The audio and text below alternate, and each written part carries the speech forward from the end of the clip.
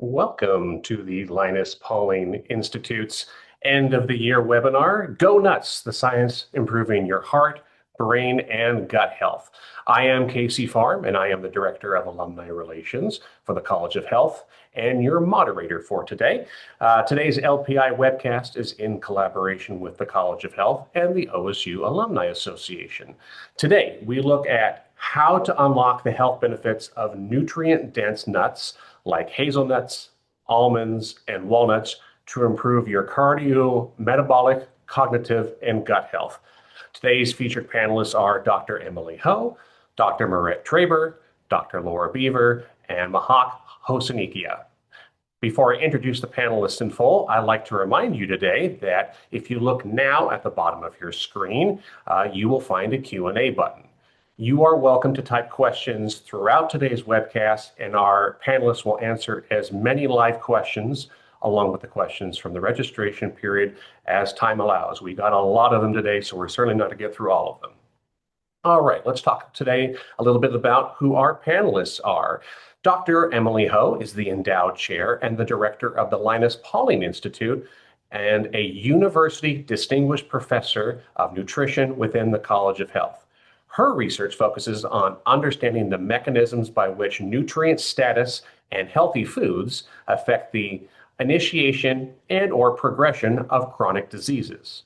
Her work has helped drive some dietary recommendations and requirements for micronutrients, such as zinc, for communities with susceptibility to poor nutrition.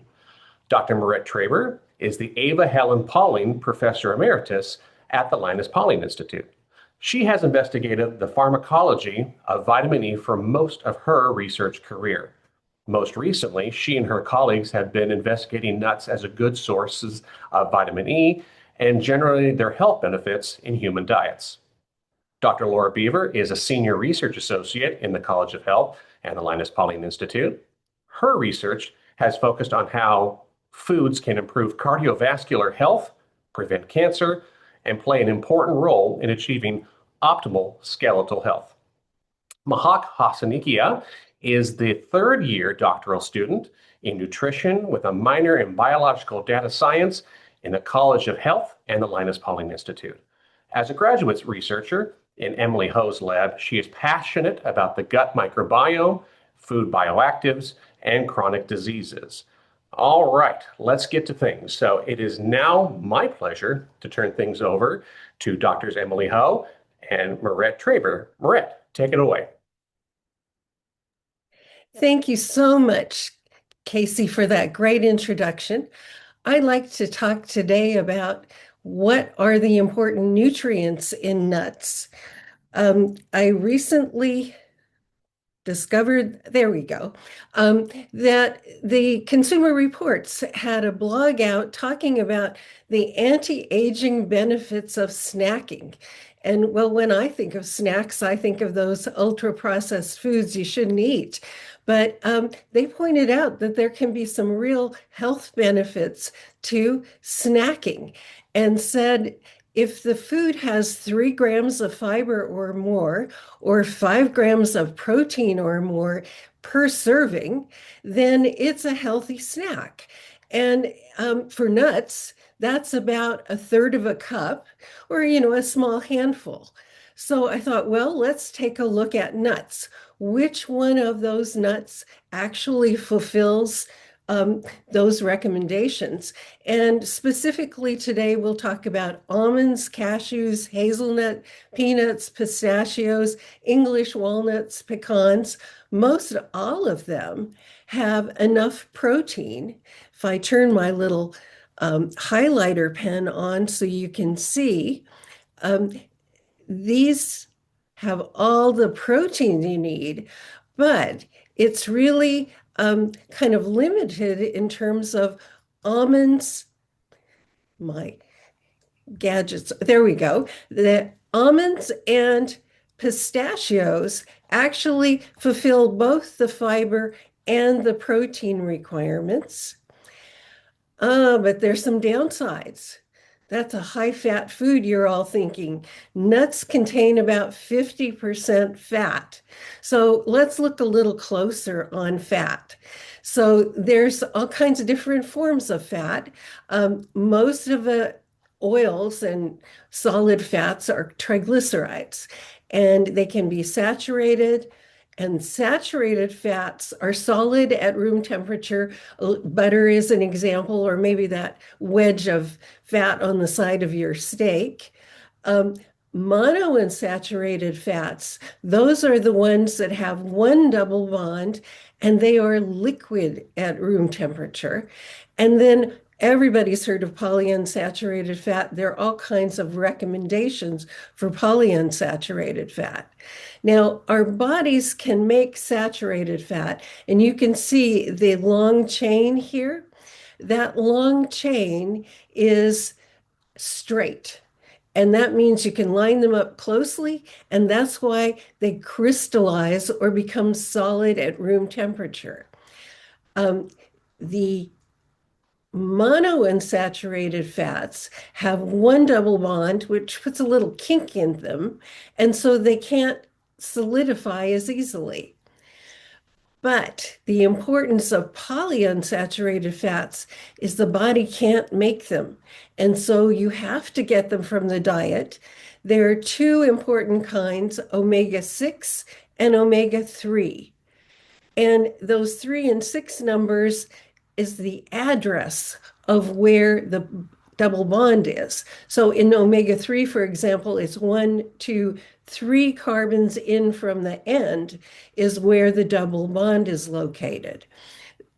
Now it gets even kind of trickier when we take a look at which nuts fulfill those criteria, because what we're seeing is it's not all of them. In fact, most of them have lots of omega-6, but it's only walnuts that have lots of omega-3 fatty acids. In fact, walnuts have about 2.6 grams of omega-3s and 11 grams of omega-6s, whereas pecans, pistachios, almonds, they have omega-6 in goodly amount, but not a lot of omega-3. Yeah, but when you've got polyunsaturated fats, you now have to protect them. And vitamin E is a fat-soluble antioxidant, but it matters what kind of nut. So let's look at vitamin E for a second. Used to be that all kinds of forms of vitamin E were called vitamin E. Now we call them tocochromonols. They have a head group that is the chromonol part and a tail. The tail distinguishes tocopherols from tocotrienols. And in the American diet, alpha tocopherol is pretty low. More than 90% of people don't get enough alpha tocopherol, but gamma tocopherol is really present. It's in soybean oil, and most of us get a fair amount of soybean oil. It's important to note that all the tocochromonols are antioxidants. Now, this is the exciting part about nuts, because some nuts, almonds and hazelnuts, they're real stars here because they have half of the daily requirement for vitamin E in that third of a cup that you're going to eat. Gamma tocopherol, I said we had lots of it, but walnuts pack an 18 milligrams per serving. Wow, pretty high. Nuts are also a great source of minerals. If you're not getting, 5 to 9 servings of vegetables and fruits, the nuts can actually serve as an excellent source of magnesium. They also have potassium, copper, Emily's favorite, zinc, and iron. One thing to note, they don't have a lot of calcium, so you have to get your calcium from someplace else. The other great thing about nuts is they have lots of other bioactive compounds, and we're really interested in those at the LPI. They've got carotenoids, hydrolyzable tannins, lignans, naphthoquinones, phenolic acids, phytosterols, polyphenols. Those, we could do seminars on each one of those things, but I'm just going to mention them today. I would like to point out that walnuts contain elagitannins and ellagic acid. Those are polyphenols, and when you eat them, your microbiome takes over and converts them to something called urolithins. Urolithins are actually absorbed, and there are reports that they're good for heart disease in the brain. So, something to keep an eye on. Also, Emily's going to talk a little bit more about our study at the LPI. Now, you want to know which is the best nut. So, to review, all nuts have at least 5 grams of protein. Almonds and pistachios have the most fiber, but if you're eating blanched nuts so they don't have the skins on them, you're throwing away the fiber. So you have to eat the skins. I would recommend the dry roasted. Those are the best and tastiest. Um, the low salt is better, I think, for your health than high salt, but depends on your own personal needs. Walnuts, again, if you're not a fish eater, walnuts have a great amount of omega-3 fatty acids. Almonds and hazelnuts, they have my favorite. They have the most vitamin E, while walnuts, pecans, and pistachios have the most of the gamma tocopherol. So, which is the best nut for health? You want to have a diet that's high in fruits, vegetables, and nuts because those are associated with lower risk of cancer, cardiovascular disease, Parkinson's disease, Alzheimer's disease, all kinds of stuff. So you should really consider eating a whole variety of different nuts as a snack. So, with that, I'm going to turn it over to Emily, who's going to tell you all there is to know about our studies at the LPI. Thanks, Dr. Traver. Hi, everyone. It's good to see you. Oh, it looks like the slides may Did be. I just do that? Oh my Yeah, God. that's okay. I can I'll just go ahead and reshare. Um, sorry. Let me get this going again.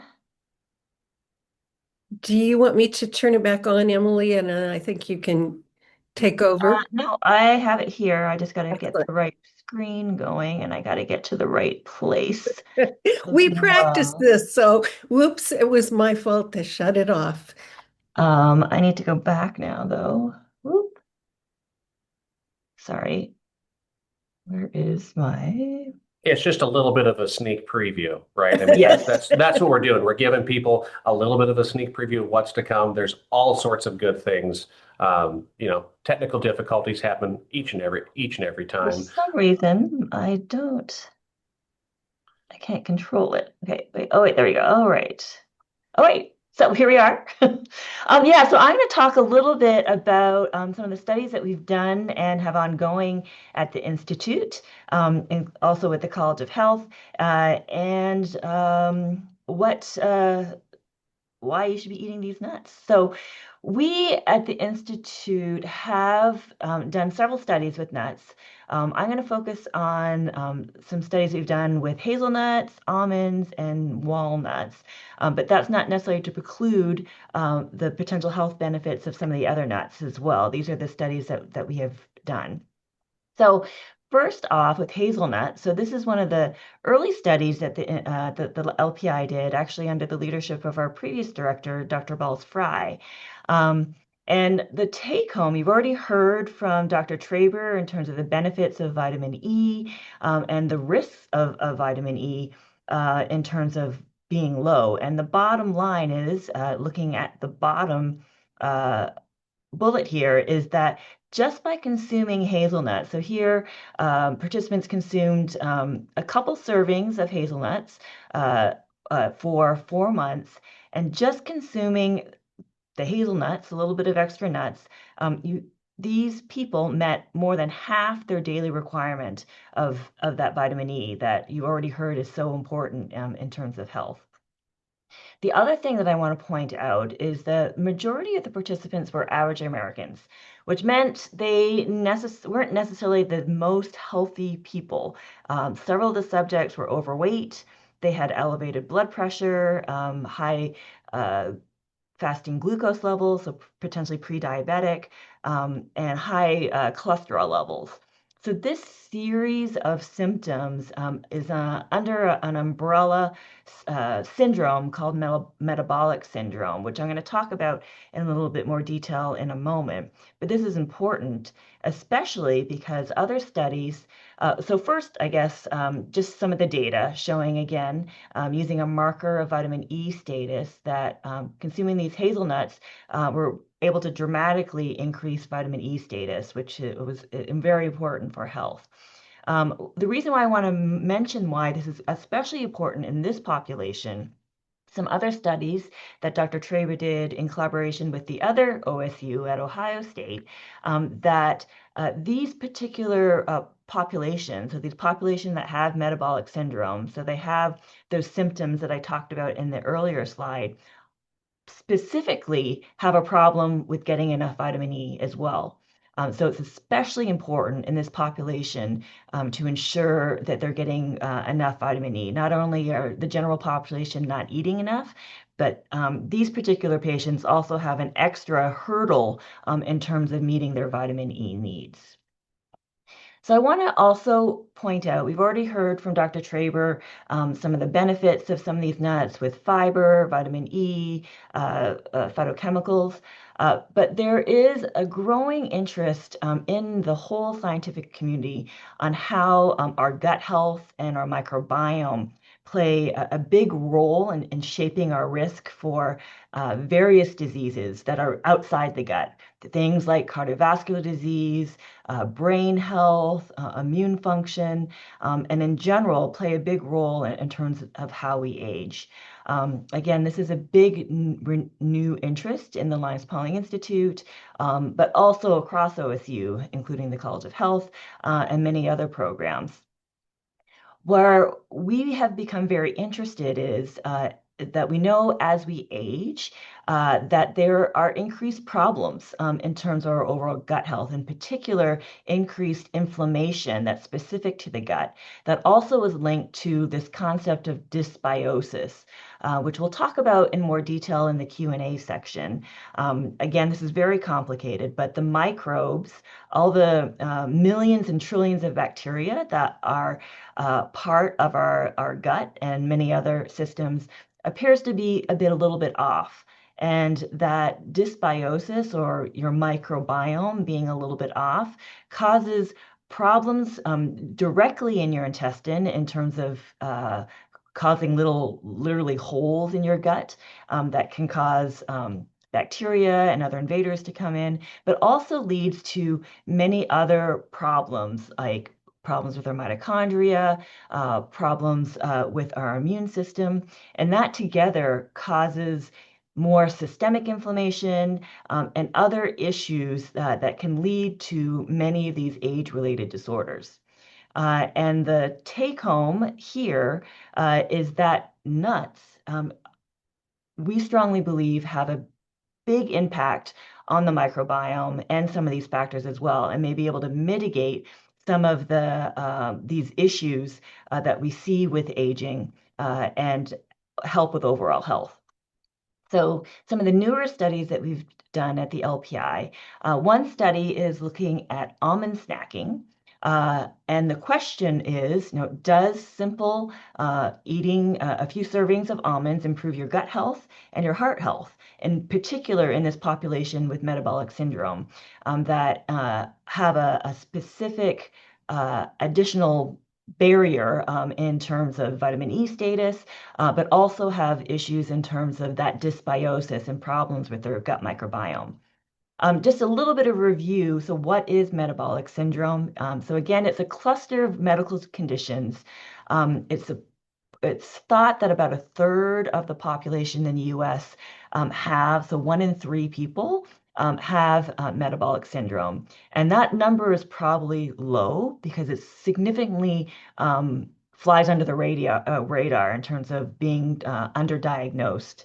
Um, it's very much a silent disease. The factors that come into metabolic syndrome, you're considered to have metabolic syndrome if you have one of the, 3 of these risk factors. So high blood glucose, high cholesterol, high triglycerides, and being overweight. So a large waist circumference or BMI, and then also high blood pressure. So if you have 3 of these symptoms, you're considered to have metabolic syndrome. And again, a lot of these symptoms you don't necessarily see or feel without being tested. So again, it's estimated that a large proportion of the US have this. So our question was, based on what we know about the benefits of almonds, can they help improve both gut health and heart health? So another thing that I failed to mention is metabolic syndrome is a high risk factor for cardiovascular symptoms and cardiovascular disease as well. So we simply wanted to ask, we know that in metabolic syndrome, there's this dysbiosis, altered gut microbiome, that leads to inflammation, impaired vitamin E status, and several other things. And this is really very much a feed-forward system that once the gut microbiome and the gut permeability gets altered, it causes these endpoints, and those endpoints further damage. So again, it's this big cycle. And what we wanted to test is basically, does almond snacking help mitigate this process? So really help break that cycle to limit inflammation, limit oxidant stress, and help the microbiome get back to a healthier state that ultimately will help lower risk for cardiovascular disease. We'll talk about the data a little bit more in the Q&A, but the bottom take home is yes, almonds did a lot. And it's not, again, a huge amount. These individuals got 2 ounces of almonds to snack on daily for a 3-month period. And what we found was a decrease in cholesterol levels, which again is a big risk factor in terms of cardiovascular health. We saw a decrease in waist size and also a decrease in gut inflammation, especially in individuals that had higher levels of inflammation to start off with. And it was, again, not a massive amount of almonds that these individuals needed to add. It was simply a couple servings that made a big impact in terms of health. We have some other questions that we're asking. We heard from Dr. Traber in terms of the potential benefits of walnuts because of the specific bioactives profile that walnuts have.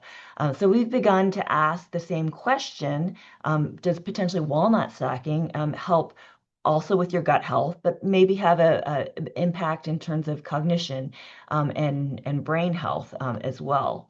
So we are currently doing this study. So we're recruiting subjects who are happily eating walnuts or a cracker control. So we don't have any data yet, but the hypothesis is similar to the almond story, but instead looking at age-related cognition and memory, or again, where we believe that the gut microbiome is a critical factor that drives some of the problems that we see with age-related memory loss. And we are simply asking again the question, does because of the bioactives in walnuts, does adding walnut snacks to your diet help improve the microbiome, help limit inflammation and oxidant stress, and ultimately help preserve cognitive function? So this is a study, again, that's ongoing, so we don't have a lot of data yet, but we're happy to talk about some of the mechanisms during the Q&A. I know this is a busy slide, but this is kind of the take home of what we're asking people to do. We'll have a little bit more later, but this is the walnut study that's ongoing. It's happening here at the Linus Institute. We do pay you to eat walnuts for us as well. There's a few other things that you need to do in terms of giving us some samples and doing some dietary logs and that type of thing. But here's the QR code if you're interested in that as well. So with that, I am going to stop sharing. I'm going to invite Casey back, and we will dive into more. Thank you, Emily. Really appreciate it. All right, so now we're going to move on to the Q&A section. And so as a reminder, if you have a question for any of our panelists, please type it using the Q&A button on your Zoom just down below. And while I'm on the topic of questions, I'd also like to emphasize that we will not discuss some topics, including anything that can be considered medical advice or recommendations for brand products. So we're going to stay within those themes of Dr. Ho's and Dr. Tabor's presentation as well. So please understand that if I don't ask some of the questions that deviate from today's topic or from, like I said, that deal with recommendations for brand products or medical advice, that's the reason why. Also, as always with any LPI webcast, we have received far more questions than we can possibly answer in the time allotted. So please keep that in mind as our panelists will try to answer as many as they can today. And finally, because I know all of you like to ask this, and it's always in the Q&A. So if you would like to watch today's webcast, it will be posted once again on LPI's website in a couple days. And if you would like access to the PowerPoint slides, please submit your requests to LPI at lpi@oregonstate.edu. Okay, with that in mind, I'd like to welcome Mahak and Laura to the webcast, and let's go ahead and dive right on in. And Laura, I'm going to start with you. You recently did a clinical trial with almonds in people with metabolic syndrome that Emily just detailed for us. And I'm kind of curious, you found improvements in LDL and total cholesterol levels and got a modest improvement in waist size. How do you think the nuts are creating the beneficial effects that you saw? Oh, you have to unmute yourself, Laura. Thank you for that reminder. Yeah, Yeah. just so excited. I forgot to hit the button. Anyway, to answer the question, overall, we found that the healthy snack of almonds really improved the participants' diet. And as a consequence of that, we got an improvement in health. So more specifically, we found participants who ate almonds had an increased intake in soluble fiber, vitamin E, poly and monounsaturated fatty acids, biotin, copper, and magnesium. And this caused the participants to have an improvement in both their vitamin E status, i.e. when we checked their blood levels, and also we saw an improvement in gut inflammation. And we think these things can contribute to the benefits and health we saw. Also, almonds have omega-6 fatty acids in them. Specifically, almonds have a lot of linoleic acid, and this has been associated in the literature with a reduced risk for coronary heart disease. So this may be also contributing to some of the health benefits we saw. You want to follow up, Laura, for overweight individuals, would you recommend incorporating almond snacks into their diets, especially if they have a fairly high calorie count already? Would it help promote weight gain or weight loss? Which direction would that really go? In fact, this is something we measured in our study, and we asked people to eat 2 ounces of almonds. So that's a fair amount over 12 weeks. And they were eating this snack daily, and people did a great job of eating it. So I can say clearly from the results, at least in our population, we did not see an increase in weight. And this was a population of people that were at risk of gaining weight. Also, our results are consistent with the literature broadly. In general, nuts give people a feeling of satiety, which helps them to feel full, and that can help reduce weight gain. And also, if you eat shelled nuts like pistachios, that can slow down how fast you eat nuts, decreasing the amount of calories that you consume. And overall, in general, the literature shows that consumption of nuts is not associated with weight gain. And it may be linked with less long-term weight gain and a lower risk of obesity.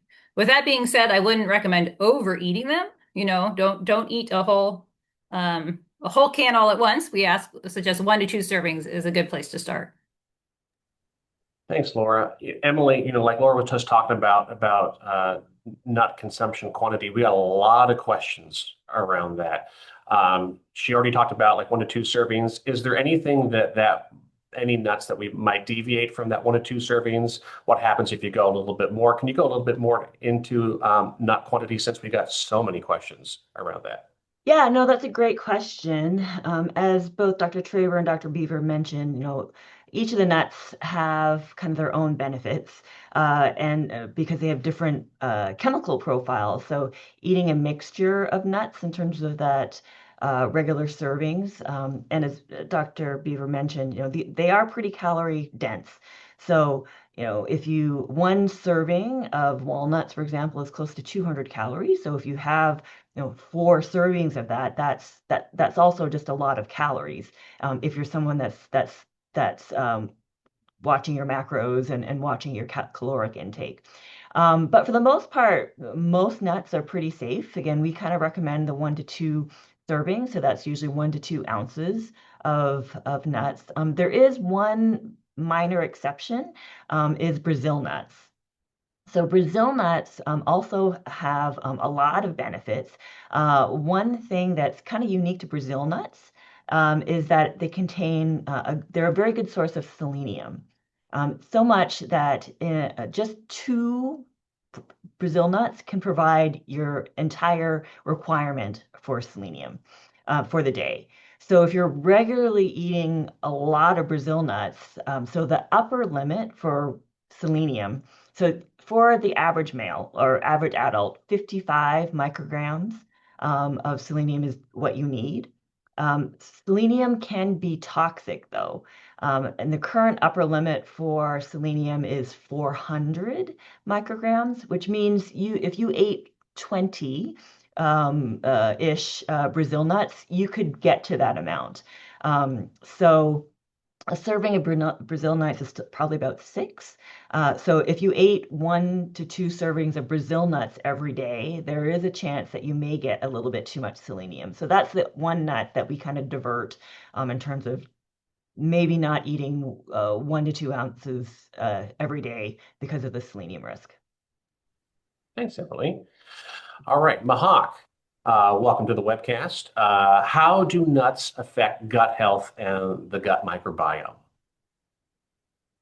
Oh, that's a great question. So when we think about how foods support gut health, there are 2 main ways they can help the microbiome. Some foods provide live beneficial bacteria, which we call probiotics. Other foods supply the fuel that our gut microbiome use to grow and produce beneficial metabolites, such as short-chain fatty acids that support the gut barrier function and reduce inflammation. So these microbe feeding foods are what we call prebiotics, and nuts fall into this second category. They don't contain live bacteria, but they do provide a diverse mix of nutrients, fermentable fiber, vitamins, minerals, polyphenols, healthy fatty acids that different microbes can use as substrates. So, since gut microbiome is highly diverse, providing a wide range of these nutrients helps support multiple beneficial bacteria. So, nuts essentially help create conditions for good microbes to grow, and when they are consumed alongside the foods that do contain live bacteria, they can work together and offer many health benefits. Just to follow up, Mahak, do different nuts have different effects on the microbiome from what you're seeing? Uh, uh, so far, the evidence suggests that different nuts may have slightly different effects on the gut microbiome, but we are not at the point where we can say one nut is the best. And so the common pattern is that most tree nuts can provide fermentable components and polyphenols that support beneficial microbes. But the exact shifts in bacterial species or metabolites can differ by nut type. And the strongest evidence we have suggests that eating a range of nuts as part of a healthy diet is more beneficial for the microbes than relying on one specific nut type.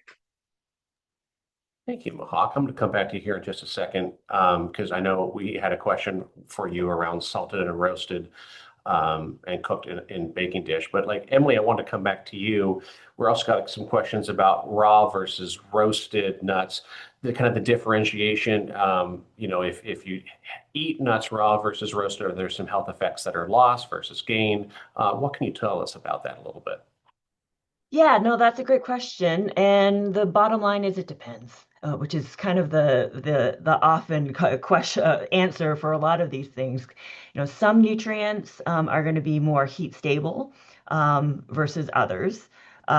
Some will actually get enhanced with heat treatment as well.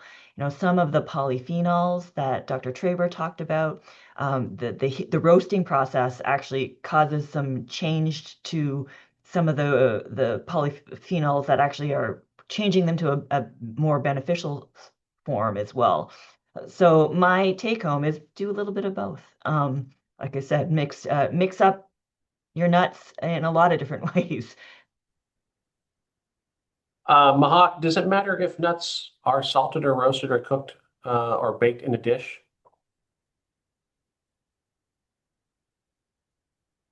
Um, I think the answer is yes. The form in which nuts are consumed can influence their nutritional composition and potentially their physiological effects. Um, so light processing, like light dry roasting, generally preserve key component associated with gut and metabolic health. But certain processing steps like adding salt, sugar, removing skin, or cooking nuts in added oils can modify their nutritional density, can reduce some heat sensitive compounds, or introduce additional salt, additional sodium, sugar that change the overall health profile. And one point I like to highlight here is the difference between whole nuts and nut milks because we have many questions on that. Nut milk typically contains much less fiber and polyphenol because only a small portion of nuts are used to make the beverage. So while nut milks can still fit into a healthy diet, they don't provide the same prebiotic compounds or metabolic benefits we see with the whole nut. So overall, whole nuts or lightly roasted are the healthiest options that support the gut health and cardiometabolic health. And I'd like to jump in here and remind people that flours, actually, the almond flour has the oil taken out of it, so they don't have the vitamin E content. So how you process nuts does matter as to the nutritional content. Thank you, Mahak and Maret. Maret, I want to come back to you because I went going back through your slides, and one of the questions that we had was, is there a best nut? Is there a nut number one overall? And from what I, seen from the omega-3 and omega-6, from what your standpoint, is there one that is really best overall? Is it really more dependent upon really what your health needs are at? Well, I think for sure it depends what your health needs are, but coming from Oregon, my favorite is the hazelnut. Um, and we personally go to the farmer's market and buy 5 pounds of dry roasted hazelnuts and have them as our snacks. I think, though, it really depends on what you like to eat. And let's face it, all of those nuts have different strengths. And so that's why a mixture, just like a mixture of fruits and vegetables are healthy for you, we're not smart enough to know what are the healthiest compounds in nuts. So I recommend eat them all. I like that. Eat them all. Laura, you know, who really shouldn't be consuming nuts? I mean, I know you're going to talk about probably those with allergies, but really beyond that, are there a certain segment of the population that really should be avoiding the nuts that we're talking about? Yeah, there's really three categories I think here that I think of when I get this question. The first is obviously people who have allergies, and it's very simple. If you have an allergy to a nut, you should not eat that nut. It's very straightforward. That's what we recommend to our participants.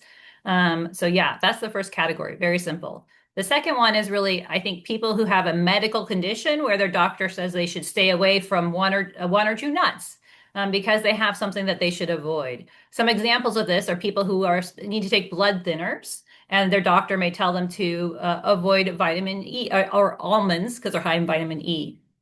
Another example are people that are prone to getting kidney stones. If their doctor gives them recommendation to avoid oxalates, they may also be told to avoid almonds for that reason. So in those cases, I think if a doctor is recommending they stay away from a certain nut, then they should follow their doctor's advice. I think there's a third category of people that sometimes come up here, people who have a hard time eating nuts because they have dental issues. And they can definitely eat nuts. They just need to process them in some way so they're not endangering their teeth. And so for them, I really recommend you can soften nuts by soaking them in water. You can blend nuts into a nut butter. You can put them into smoothies. You can chop them more fine and put them on your oatmeal. You have a lot of options. So that's my suggestion for that group. Thanks, Laura. All right, Marette, if you're allergic to nuts, can you get the beneficial compounds in other foods? Oh, absolutely. Eating a variety of food will get you all kinds of different things. So, like if you can't eat almonds because of the oxalates, maybe sunflower seeds are an option for you. Also, some of the favorite vegetables at the LPI. Broccoli is high in all kinds of healthy things, including vitamin E. So there's a variety of foods that can provide fiber also. And I think that's where vegetables and fruits come in again. Um, I think eating a colorful diet is a great idea. And this time of year, as we look at those colorful Christmas cookies, that's not the colors I'm talking about. So go easy on the high caloric snacks that have high sugars and fats, and see if you can enjoy some of the things like eating broccoli. I like the tea up there because we happen to have, the broccoli lady on this webcast. But I also want to talk, Emily, about gut inflammation and overall inflammation in people's health.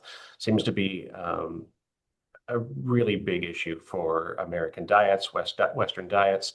What can you tell us about the relation of how nuts can really help not only with gut inflammation, but overall inflammation in someone's health? Yeah, no, there's a tight interplay, I guess, between gut inflammation and then the whole body inflammation as well. Some of it is due to that leaky gut syndrome in terms of just more things passing through that are to your general circulation that cause problems, and then it's a big feed forward system. We know, based on some of our research too, that just the aging process causes some of this problem. That we know as we get older, that baseline level of inflammation just seems to elevate. And some of that is due to, well, it's due to a lot of different factors. So there's kind of more than two, but the big areas that we've been interested in is how poor diets kind of exacerbate the gut microbiome, gut inflammation, dysregulation. So there's kind of adding nuts and other healthy components to your diet help mitigate kind of some of that problem. But then on top of that, nuts in particular, because of the fiber content, because of the polyphenol content, that also has not only antioxidants. So one of the consequences of this chronic inflammation is more oxidant stress that causes more damage to other systems and also feed forward the immune system. So some of these polyphenols that are in nuts help kind of break that cycle, both from the microbiome side and then also directly in the central inflammatory state as well. So there's a lot of going on. There's kind of correcting and helping improve the diet quality. And then on top of that, the nuts in particular have very specific bioactives that kind of help combat the processes as well that are in play in terms of things that are going wonky and in disarray.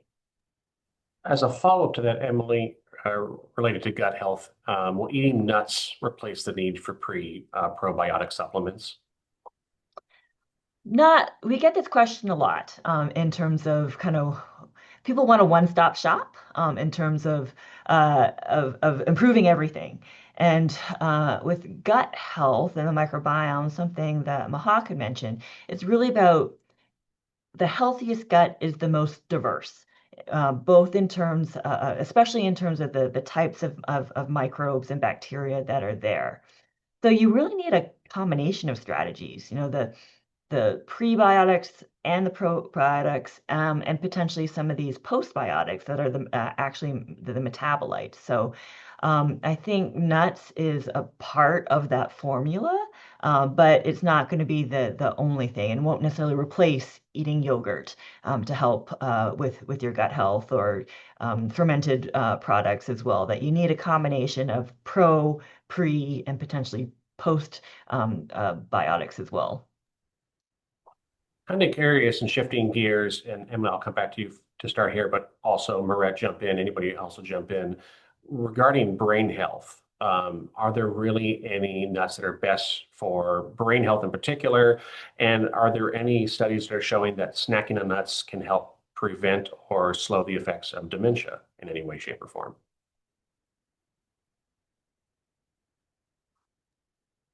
I'll jump in.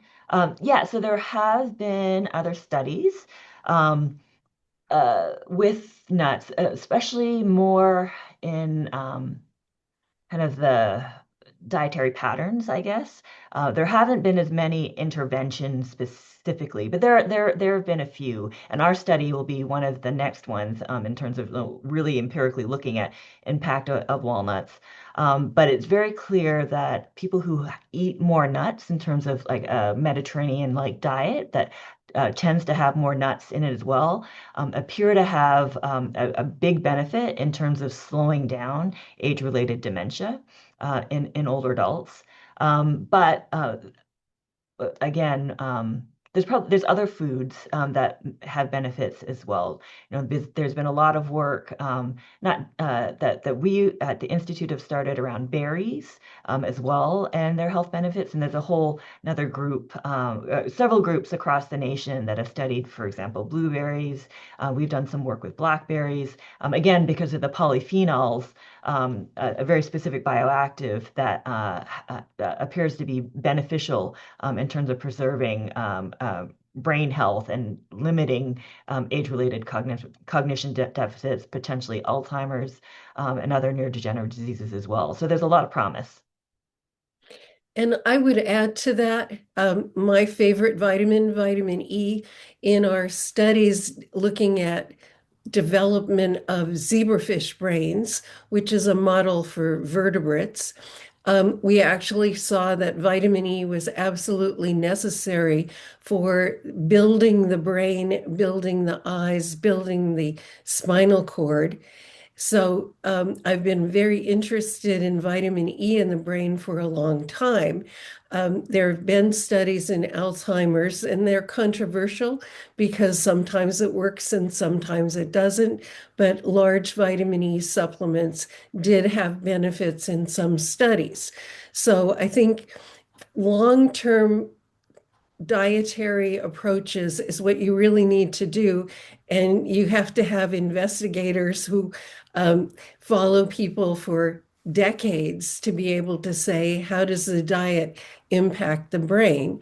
And that's where epidemiology comes into play. So as Emily mentioned, the Mediterranean diet, where it's a diet that's high in fruits and vegetables, but it's also got olive oil, a source of vitamin E. It's got fish, so sources of those omega-3 fatty acids that are critical for the brain, and we have to protect them again with vitamin E.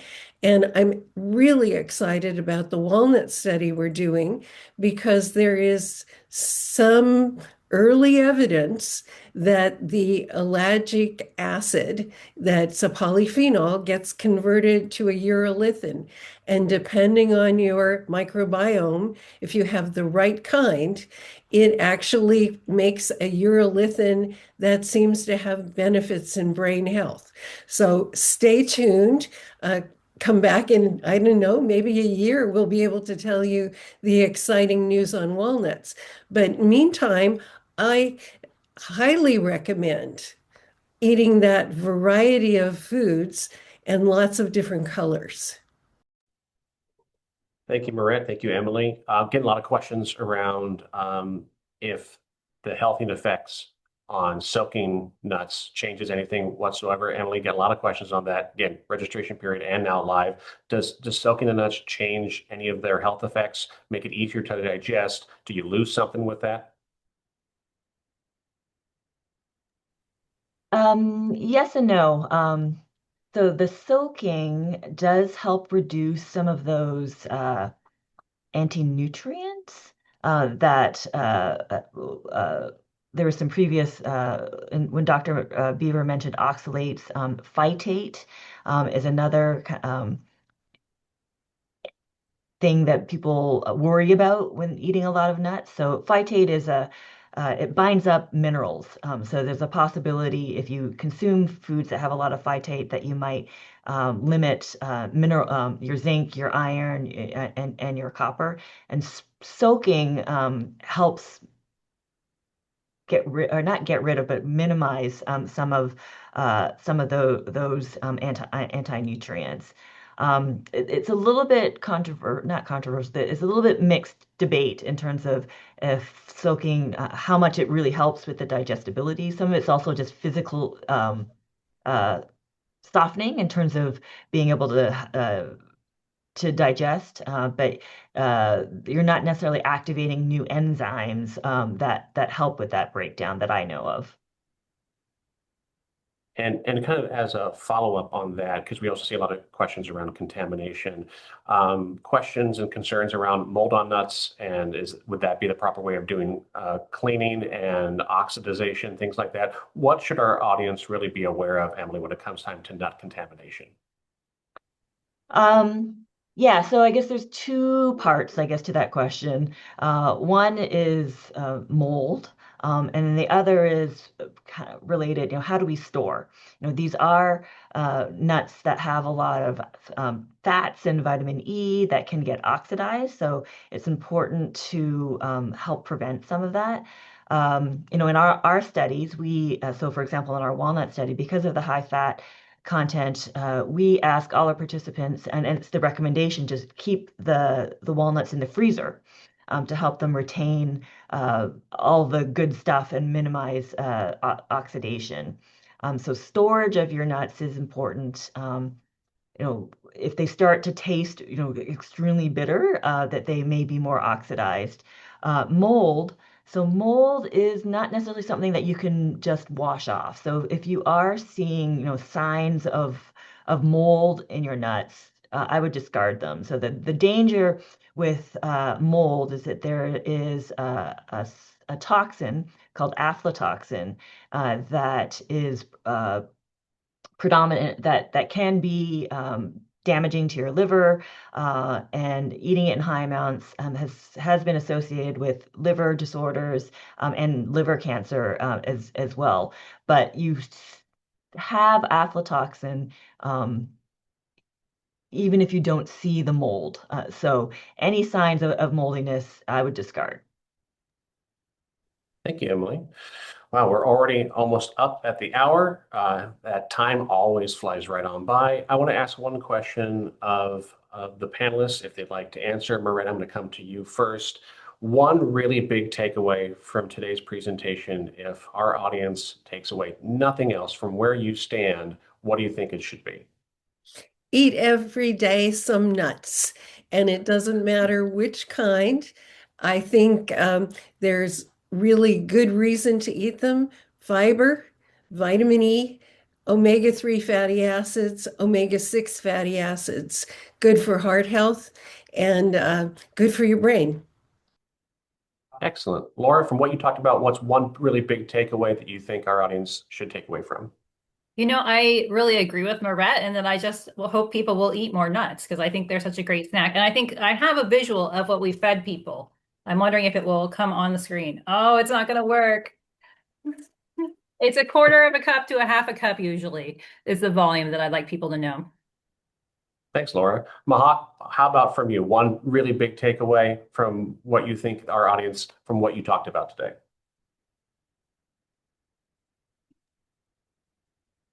Oh yeah, I think just eat nuts every day. A So you're snack just on nuts every echoing, day. Yeah. Marette and Laura, excellent. Emily, from your standpoint. I'm echoing that as well, but I guess showing this package, so this is actually what we feed our participants, is as Laura mentioned, if you have a big bowl of nuts, you can't eat the whole thing either. So if you're eat nuts every day, you still have to be mindful about it. And pre-packaging or just pre-separating out your nuts into smaller packages, so you don't have the big bowl in front of your office desk that you're just eating all day, is also helpful. I guess the other take home, I guess I got to put a plug in because broccoli was mentioned, but eat some broccoli too. But All right. Love it, love it, love it. All right. So, unfortunately, we are out of time for today. I want to thank both Emily and Marette for their presentation and for Laura and Mahak for joining in to answer our audience's questions today. Thank you to the four of you. A big thank you very, very much. Today's webcast will be posted in the coming days on the official Linus Pauling Institute website, which is lpi.oregonstate.edu.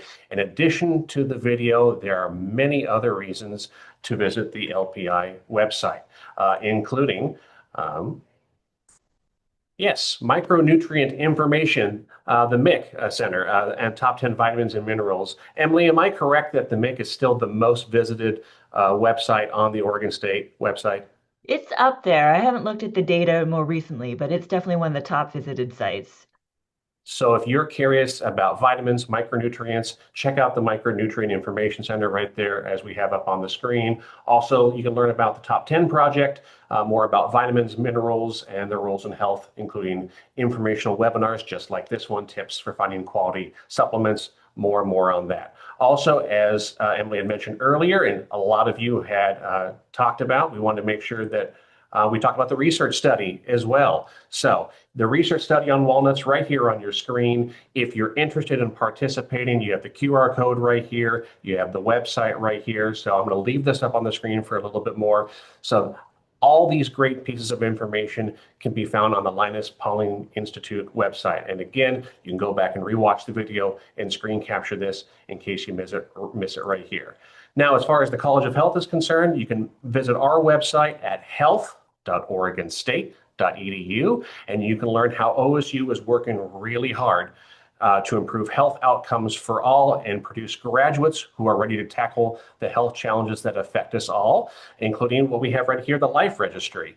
The Center for Healthy Aging Research, otherwise known as SHAR, conducts scientific research that uses the results to inform policy, create programs, and develop strategies to meet the needs of older individuals, their families, and society. So you can visit the site that's listed here or use the QR code for more information if you're curious about the Life Registry. And then also, we're to that time of the year. Again, the giving season is here. So if you enjoyed today's webcast and you want to support the amazing research that takes place in support of optimal health at OSU, please visit, again, the respective Linus Pauling Institute and College of Health giving pages for ways in which you can support the important research, education, and outreach efforts being executed by these two outstanding pillars of Oregon State University. Lastly, please feel free to email the Linus Pauling Institute, which again, one more time, lpi@oregonstate.edu for any additional information on the Linus Pauling Institute. I know Emily and the rest of the folks at LPI look forward to hosting you on their next webcast in 2026. And I will see you down the road for the next College of Health webcast also in the new year. Until then, have a really wonderful, joyous, and safe holiday season. Take care, everybody.